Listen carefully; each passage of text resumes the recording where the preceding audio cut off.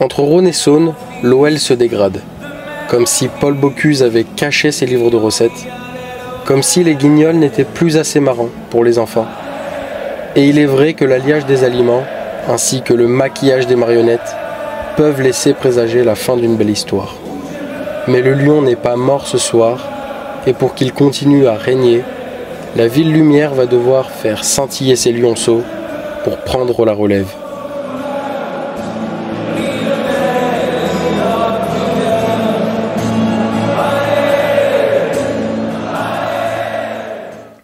Bon, je sais que vous préférez quand je parle de clubs moins populaires, de choses moins médiatisées, mais le changement d'horizon lyonnais ne me laisse pas vraiment le choix. C'est parti. Pour commencer le projet, on va essayer de dessiner les contours de ce que doit faire l'OL. Ça va pas être une mince affaire. Je pense que déjà, l'objectif, c'est évidemment de se maintenir, mais les finances font que l'OL doit accrocher une Coupe d'Europe pour un petit peu garnir ses petits fonds. Donc peut-être que ça passe par la plus petite des Coupes d'Europe, ça serait déjà pas mal pour un projet reconstruction. Objectif, qualification en Conference League. Ensuite, on va bâtir un collectif et je mets le mot collectif en majuscule. C'est un club qui va devoir changer de direction. On a le fameux gang des Lyonnais qui se dissout petit à petit et on sait que c'était assez select. Donc on va repartir sur des bases autres, nouvelles, qui n'était pas forcément mauvaise, mais on va partir sur quelque chose de différent en intégrant davantage de jeunes du centre de formation. On va s'appuyer sur eux, on n'a pas vraiment le choix. Et c'est là qu'on va voir ce que vaut le fameux centre de formation lyonnais, parce que le troisième objectif du projet, c'est atténuer le déficit. Ça va être vendre les fortes valeurs marchandes, faire partir les gros salaires et recruter forcément un peu moins cher et que ce soit sur le prix de l'achat ou sur la masse salariale. Concernant les fameuses finances, l'un des objectifs de Lyon imposé par la DNCG, c'est de réduire la masse salariale d'environ 20 millions annuels. Je ne vais pas donner les chiffres actuels des masses puisque d'une source à l'autre, ça varie énormément. Donc ce qu'il faut savoir, c'est qu'on était largement au-dessus de ce qu'on devait faire et qu'on doit donc baisser d'environ 20 millions et apparemment d'encore 20 millions l'année suivante, ce qui nous ferait arriver à peu près une masse salariale équivalente à celle de Nantes. Alors on n'en est pas encore là, mais c'est ce qui se trame en background. Et évidemment générer du profit grâce aux ventes. On sait qu'à Lyon c'est la grande braderie, hein. Beaucoup de joueurs, quasiment tous, sont à vendre selon si l'offre est intéressante. Ça fait que les clubs connaissent la situation lyonnaise et Lyon ne peut pas faire la fine bouche. Les joueurs sont globalement un peu moins chers que leur valeur initiale en raison de la situation économique du club. Parlons effectif, c'est ce qui nous intéresse davantage. Coach, pour commencer, on regrette évidemment Pierre Sage qui était l'homme parfait pour ce projet, hein, ça lui collait à la peau. On a donc toujours Paulo Fonseca, le coach portugais, interdiction de vestiaire jusqu'au 15 septembre et interdiction de banc jusqu'au 30 novembre, donc quasiment la mi-saison. Donc on sait que Georges Maciel occupera ses fonctions en début de saison comme la saison dernière et l'idée serait de remettre en place un 4-2-3-1, j'imagine, c'est l'une des compos papier préférentielles de Paulo Fonseca. Rapidement, nos extra-communautaires doivent être au maximum 4. On en a 3 actuellement, c'est Tessman, Abner et Adrielson.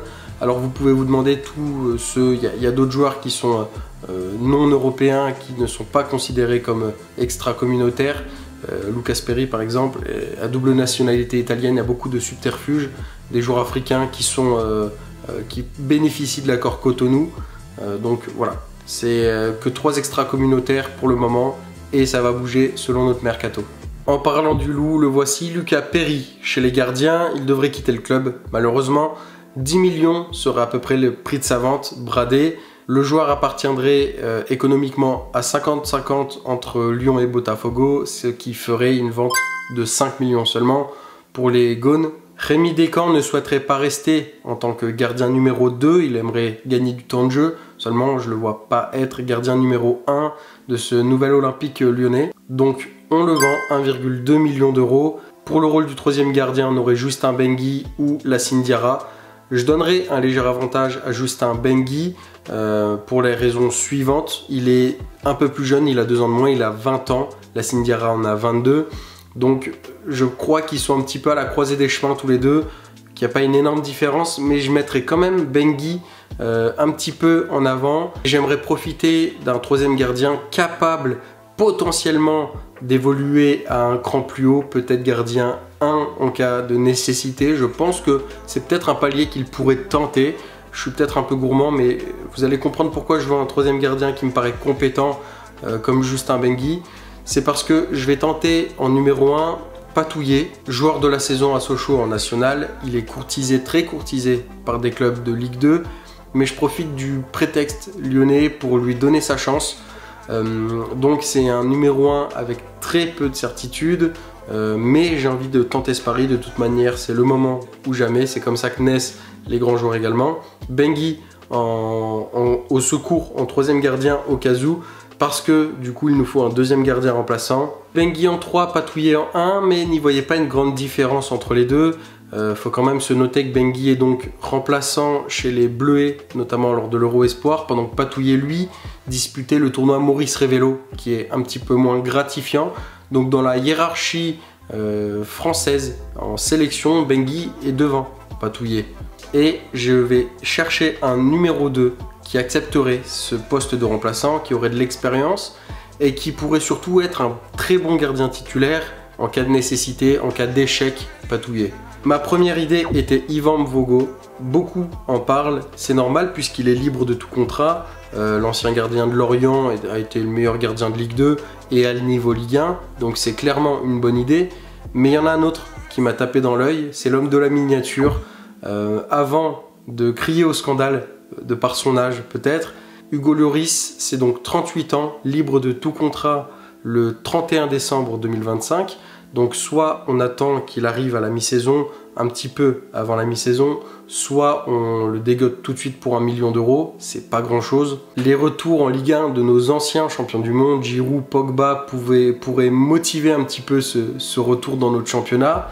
Il connaît le club, hein, c'est là où il a explosé, où il a performé, donc un retour aux sources. Son salaire n'est pas celui de Tottenham, il est vraiment moindre, ce qu'il touchait aux États-Unis était vraiment pas grand chose, donc c'est pas une question de salaire. Je pense que c'est la recrue idéale, un gardien numéro 2, on lui donne les matchs de Coupe de France, quelques matchs européens avec la Ligue Europa pour faire tourner l'effectif, il volerait au secours de Patouillet si difficulté et surtout il l'aiderait dans sa progression.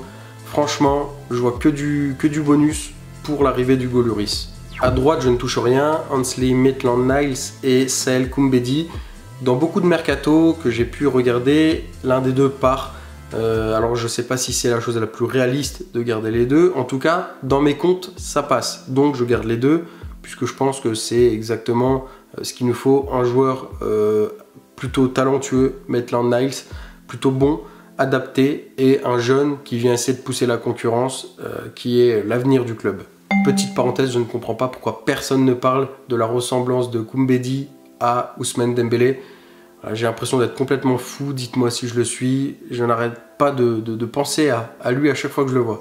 Et si sur ce petit montage il y a un espace à côté d'eux, à droite là, c'est parce qu'on a Théo Barisic qui monte, qui pourrait dans mon mercato monter de l'équipe B de Lyon. C'est le capitaine de la réserve, il joue défenseur droit. C'est un prospect, hein, il peut dépanner en défense centrale aussi, donc on va pas se priver d'un joueur qui puisse être un petit peu multifonction, on le garde sous la manche. À gauche, Nicolas Tagliafico, je ne crois pas au fait qu'il puisse re-signer au club s'ils n'ont pas trouvé d'accord avant l'expiration de son contrat, c'est qu'il y a des raisons aussi. Il faudrait qu'il divise son salaire presque par 2 pour rester. On sait que sa femme ne se sentait pas forcément bien dans la ville. Non, je ne vois pas pourquoi il resterait, ça serait une bonne surprise s'il restait. Mais je ne vois pas comment c'est réalisable et quelque part ça nous économise un bon bout de salaire, donc on va composer avec. Pour repartir sur autre chose, Abner Vinicius a montré de belles choses, j'ai été plutôt élogieux à son égard sur ces peu de matchs qu'il a pu disputer cette saison, mais est-ce que ça fait pour autant un bon titulaire au poste? Je sais pas, on a trop peu de certitudes, on l'a pas vu jouer assez pour savoir de manière certaine s'il pouvait être ce joueur-là. Et en plus de ça, il a une cote assez importante sur le marché des transferts, 7 millions, c'est non négligeable. Donc ce que je vais faire, c'est donc laisser Lazziri en tant que remplaçant, lui donner sa chance, il l'attend depuis un moment. Ça serait apparemment un bon jeune, donc en numéro 2, et aller chercher un numéro 1 qui coûterait donc moins cher qu'Abner et qui aurait plus de certitude sur le niveau qu'il pourrait donner actuellement. Donc moins cher et meilleur tout de suite, immédiatement. C'est un petit peu le défi. Pour ça, on a du Arthur Masuaku, 31 ans, il est libre de tout contrat, donc ça pourrait être intéressant, mais il a un gros salaire, ça pourrait coincer. Poperi, par contre, j'aime beaucoup, franchement, 3,8 millions d'euros à l'estimation, il a 28 ans, on connaît le championnat, donc ça collait plutôt bien, mais si je n'opte pas pour cette solution, c'est parce que je crois avoir une meilleure option encore, qui se nomme Romain Perraud, 27 ans, français, acheté la saison dernière par le Betis 3,5 millions, on pourrait les aider à faire une plus-value en le prenant 5 millions, je pense que ça serait quelque chose de faisable. Donc tu as vendu Abner pour 7 millions, récupéré Perraud pour 5 millions, tu as un joueur fiable dans la force de l'âge, qui connaît déjà le championnat et l'Europe, c'est tout bénef. En défense centrale, c'est le grand nettoyage d'été, pour le coup, Moussa Niakhaté, on exfiltre pour 15 millions, pas vraiment bon, il coûte cher en salaire notamment. Dougé Kaletachar, c'est un petit peu moins cher en termes de masse salariale et c'est un moins gros transfert, une moins grosse vente. Pour autant, on en profite quand même, ça va vers la sortie. Warmed Omari, retour de prêt à Rennes, donc il ne sera plus là. Adrielson, je l'aurais probablement gardé pour peut-être la rotation. On ne sait pas ce qui vaut tant que ça au final, on l'a pas tant vu. Mais il serait vendu dans la vraie vie, donc on s'adapte. 3,5 millions d'euros, c'est partagé avec Botafogo également, donc ça fait 1,75 approximativement. Et donc on se retrouve avec Clinton Mata, un seul défenseur central qui n'est même pas un central de métier, c'est un latéral droit initialement, mais je pense qu'il remplit plutôt bien ses fonctions à ce poste-là, même très bien. Je pense que les Lyonnais en sont très satisfaits de manière générale. Je pense qu'on pourrait presque lui donner le brassard tant il est exemplaire depuis son arrivée au club. Il lui faudrait une doublure histoire de souffler un petit peu. Elle est toute trouvée, c'est pas très original, mais je pense que c'est parce que c'est une bonne idée. C'est Béchir Omeragic, le Suisse de 23 ans qui évoluait donc à Montpellier. Il n'a pas resté en Ligue 2 et ça coûte pas cher. Donc on va l'importer ici pour concurrencer un petit peu Mata, le faire souffler, lui donner du temps de jeu, et puis les jeunes, il va grandir au sein du club. Ensuite, je voulais intégrer un jeune du centre, mais j'ai pas le sentiment qu'un se démarque plus qu'un autre particulièrement. On a 2-3 défenseurs centraux qui ont un petit potentiel, mais pas forcément le crack. Donc on intègre si nécessaire au fil de la saison.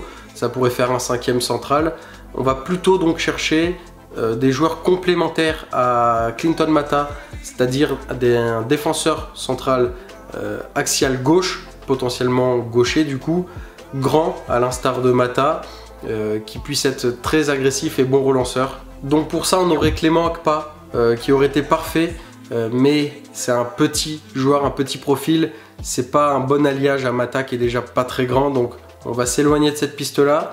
Salissou de Monaco, j'aimais beaucoup, mais un peu trop enquiquiné par les blessures. On va pas prendre de risque de payer un joueur dans le vide encore une fois.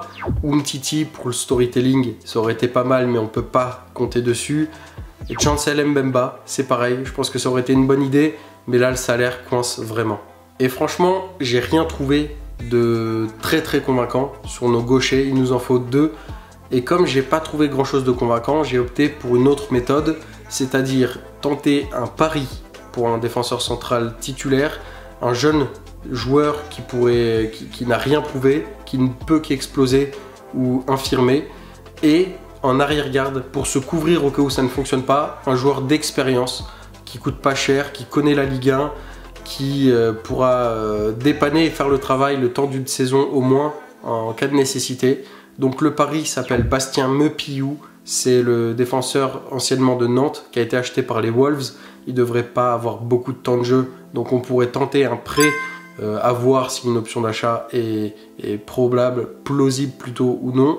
Mais en tout cas, Bastien Mepillou, c'est notre défenseur central gauche titulaire qui colle parfaitement avec Clinton Mata. Si ça ne fonctionne pas, c'est là que je vais chercher un joueur qui fait sens, c'est Gauthier Lloris. Je me dis qu'il a 29 ans, qu'il connaît les saisons galères, notamment avec le Havre, encore la saison dernière où il est plutôt performant, hein. Il connaît un petit peu les projets difficiles sur le papier, et maintenant qu'il a un petit peu fait son bout de chemin en Ligue 1, il a peut-être la chance de prouver dans un club un peu plus huppé comme Lyon. C'est la chance qu'il doit saisir, et évidemment ça ne vous aura pas échappé, c'est la reconstitution qui n'aura au final jamais existé du duo avec son frère Hugo Lloris, facilité dans le vestiaire, d'adaptation. Je pense que tout colle, c'est pas cher, c'est 3 millions.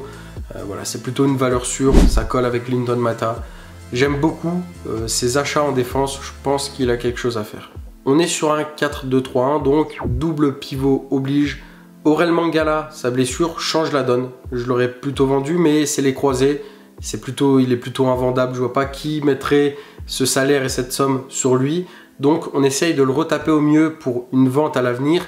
Et si ça fonctionne bien, je pense qu'on pourrait s'en servir comme d'un remplaçant tout à fait convenable. Je comprends pas le bashing Mangala, je pense que les gens sont un petit peu happés par ces magouilles de transfert sous Textor et Nottingham.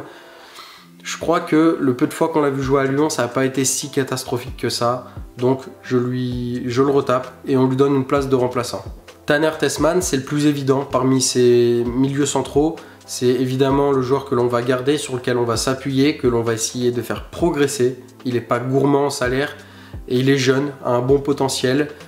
Donc on le met en tant que joueur important même de cet effectif. Nemanja Matic en difficulté relationnelle avec le coach Fonseca. Il coûte très cher en plus de ça et ça devient limité sportivement, il fait son âge. Donc on vend à tout prix parce que bien qu'il ait été important il y a 2 saisons, il commence à pouvoir poser problème au club. Et un joueur qui s'entend pas avec son coach, qui ne roule plus bien, qui coûte cher, ça peut foutre le bazar dans le vestiaire. Donc on l'exfiltre à tout prix. Paul Akwoku, évidemment, c'est une énorme erreur de casting. Le pauvre, j'ai pas envie de le blâmer, mais il doit partir du club. Islamdine Alifa revient d'un prêt en 2e division belge, RWDM. On le renvoie en prêt, la marche est peut-être un peu trop haute encore pour le moment. Jordan Verretou, c'est dans les petits papiers, évidemment, c'est une vente. Gros salaire, moins bonne performance. Mahamadou Diamara, je lui accorde ma confiance. Un rôle secondaire pour le moment, il a tout à prouver. Je pense qu'il arrive avec le couteau entre les dents. Il n'avait pas été mauvais sur ses quelques matchs avec Lyon il y a 1 an et demi, 2 ans. Au Havre, c'est une quinzaine de matchs plutôt convenables, j'ai trouvé. J'ai confiance en ce joueur-là, je le trouve vraiment de bonne qualité. Et surtout, je fais monter Pierre Dorival de l'équipe Espoir, de l'équipe B de Lyon. C'est l'un des plus grands espoirs du centre de formation lyonnais. C'est un jeune Sénégalais qui a fait déjà quelques sélections chez les jeunes Lyon. Alors franchement, je fonce droit au but. On a déjà écouté lors de petites vidéos lyonnaises des joueurs vanter ses louanges comme Clinton Mata, parce que le joueur s'est entraîné avec le groupe professionnel et il a choqué un petit peu à droite à gauche. On lui accorde notre confiance, on essaye de l'intégrer à l'effectif. Je pense qu'on tient quelque chose. Numériquement, on est plutôt bien. On a 4 joueurs pour 2 postes, donc 2 remplaçants, c'est convenable. Par contre, on a 2 jeunes dont on ne sait pas vraiment ce qu'ils vont donner, dont on a de l'attente, même si je crois en eux, on n'a aucune certitude. On a Mangala qui revient de blessure, donc il nous faut quand même un 5e qui soit un titulaire. Et je chercherai un milieu à vocation beaucoup plus défensive, qui soit pas avare d'efforts. Je veux un marathonien qui soit un petit peu dans cet esprit guerrier. C'est un petit peu ce qu'on recherche pour l'associer à Tessmann et laisser les talents offensifs s'exprimer. Puisqu'on aura une pointe haute, il faut un petit peu des joueurs qui fassent le sale boulot. J'aimerais aussi qu'il ait un petit peu d'expérience pour entourer un petit peu tous ces jeunes. La moyenne d'âge au milieu est assez faible. Donc on veut de l'expérience en plus de ça. J'ai vu dans les joueurs libres Thomas Partey. Je pense que dans un monde où l'OL va bien, c'était quelque chose de possible. À l'heure d'aujourd'hui, le salaire fait que c'est totalement irréalisable. Et il y a 2 joueurs que j'aurais à tout prix essayé de recruter si j'avais été directeur sportif de Lyon. Mais je pense qu'au vu de leurs convictions de club, ça me paraît vraiment compliqué, voire impossible. C'est Valentin Rongier et Mady Camara, donc un Marseillais et un Stéphanois. Je crois que c'est quelque chose qui ne pourrait pas se réaliser. mais des joueurs comme ça, c'est exactement ce qu'il nous fallait. C'était ce profil-là qu'on recherchait. Mady Camara, c'est mort de chez mort. Son appartenance à Saint-Etienne est trop grande. Valentin Rongier, je me dis peut-être aussi, mais j'y voyais un peu plus d'espoir. Seulement son salaire est trop gros, c'est pas possible. J'avais ciblé également Josh Da Silva de Brentford. Il s'est blessé, c'était un peu compliqué. Il se retrouve libre de tout contrat. Avant sa blessure, en première ligue, Da Silva, c'est quelqu'un. Il est pas très connu au final, à cause de sa blessure notamment, et ça a ralenti sa progression, mais c'est un super joueur. Je pense que si ce choix se produit dans la vraie vie, c'est une super option. Mais du coup, je me suis dirigé vers un joueur qui correspond à tous nos critères, qui répond à nos exigences salariales sur le fil quand même, parce qu'il est un petit peu gourmand, et qui a déjà fait l'objet de quelques rumeurs les saisons passées, c'est Elias Skiri. Il apporterait tellement de stabilité, il est vaillant, il est tellement endurant, fort. Il connaît la Ligue 1 en plus, 5 saisons passées à Montpellier avant de rejoindre la Bundesliga. C'est notre recrue la plus chère et la plus importante, je pense également, 7,5 millions d'euros. Un salaire qui frôle, on a dit, c'est 200 000 annuels. Ça vaut le coup. Passons à notre pointe haute de ce 4-2-3-1, les milieux offensifs. Corentin Tolisso, je le compte comme vendu, puisque je vois pas pourquoi il resterait, malgré son attachement au club, et qui est sans commune mesure. Il connaît en plus de ça peut-être sa meilleure saison au club, mais le projet n'est plus à sa hauteur. Son salaire est beaucoup trop important, ça va devenir une plaie pour le club malheureusement, à moins qu'il le baisse. Je vois pas pourquoi il se tirerait une balle dans le pied. Des clubs comme United seraient dessus. Il faut en profiter. Merci pour les travaux, Corentin Tolisso. Thiago Almada est bien parti, direction l'Atlético Madrid. On ne sait pas vraiment qui touche quoi dans cette affaire, Botafogo, Lyon. Donc pour partir pessimiste et réaliste, on va partir du principe que Lyon ne touche pas un copec sur le joueur. Et Johan Le Penant est parti définitivement au FC Nantes. Donc il nous faut 2 milieux offensifs. Et là, tout de suite, on va cibler le fameux joueur que City devrait nous prêter en échange du transfert de Ryan Cherki au club. Et on cible, comme ce qu'il peut se dire dans la vraie vie, Etcheverry. Évidemment, c'est un milieu offensif de formation qui peut jouer sur les côtés. C'est le poste dans lequel il est le plus à l'aise, donc on en profite. C'est notre meneur de jeu, un Argentin part, un Argentin arrive, un extra-communautaire donc, mais on fera les comptes à la fin, ne vous inquiétez pas. Et comme j'ai entièrement confiance en ce joueur, là on va chercher un joueur à acheter, la relève, le futur, un jeune joueur qui a 1 an pour progresser et qui arrive dans la peau d'un remplaçant, donc qui ne connaîtra pas cette pression du numéro 10 dans le dos. Si vous avez suivi l'Euro Espoir et mes vidéos, vous savez peut-être de qui je parle déjà. C'est Oleg Ocheredko, ça a été mon chouchou, mon coup de cœur de cette compétition. Il a 22 ans, il a les 2 pieds, il a une vista de fou, il est très décisif, il arrive dans la peau d'un remplaçant, donc zéro pression. Il coûte pas cher, c'est 1 million, donc tu perds rien dessus, tu pourras pas le vendre moins cher, il est si jeune. Il arrive donc de Shakhtar. C'est, je crois, le petit lapin qui est sorti du chapeau qu'on n'a pas vu venir, en doublure d'Etcheverry. C'est parfait pour gratter un petit peu de temps de jeu. Sur l'aile droite, Ernest Nuama, le nouveau numéro 10 du club, depuis le départ de Alexandre Lacazette. Il revient des croisés d'ici novembre, décembre approximativement. Donc il faut recruter à ce poste-là. On n'y recrute qu'un seul joueur, en partant du principe que des jeunes qu'on va évoquer plus tard pourront dépanner à ce poste-là si nécessaire. Et j'ai été vraiment chaud sur le profil d'Ernest Poku, également performant durant l'Euro Espoir avec les Pays-Bas. Pas cher, donc jeune, fort potentiel. Le petit clin d'œil du prénom Ernest Poku, Ernest Nuama, je me suis dit que c'était un petit signe du destin. Mais quand j'ai regardé les joueurs autour, je me suis dit, là ça manque peut-être quand même un petit peu d'expérience. Alors, une reconstruction certes, avec des jeunes certes, mais il faut quand même des joueurs capables de performer immédiatement pour une saison charnière pour le club.